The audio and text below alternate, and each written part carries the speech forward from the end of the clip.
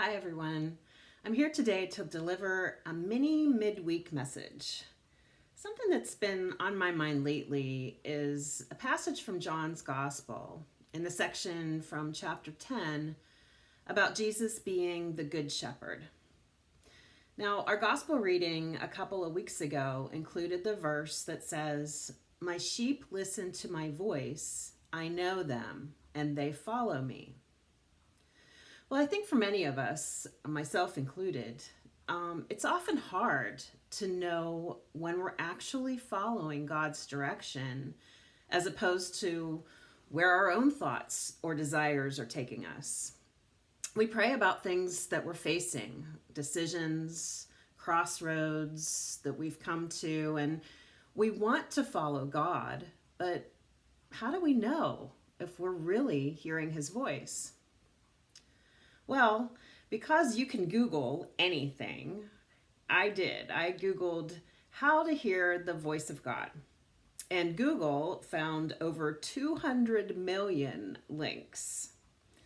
So I read through a couple of articles and I actually found one that I thought was pretty good and it just made a whole lot of sense to me. And I know that God, of course, will speak to each of us in different and unique ways, but sometimes it's helpful to have some suggestions or some tools that help us to draw closer to God. So the article that I found, and I'll include a link to it in this post, it lists some of the different ways that God spoke to people in the Bible. And then it talks about things that distract us from hearing God's voice. And it lists some ways to gain some confidence that we really are hearing from God. And one of them that I found that is true in my own life is to watch for persistent messages. God doesn't give up or give us time to walk away far enough that He's not communicating with us consistently. And that's a good thing, that He's persistent.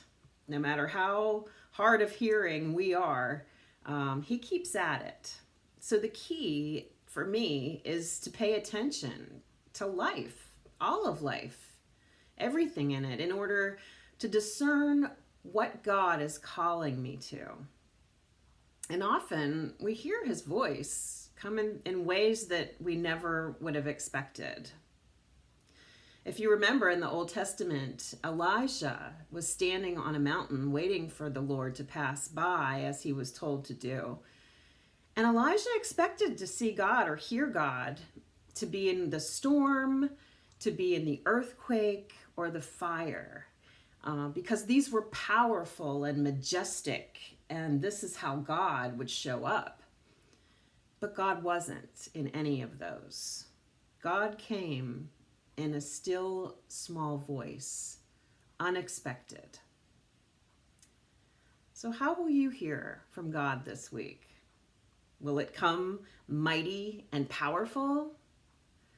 Or will it be a soft and subtle way? Either way, listen for it. The Good Shepherd knows how to call us one by one to follow Him. Have a blessed week, fellow sheep.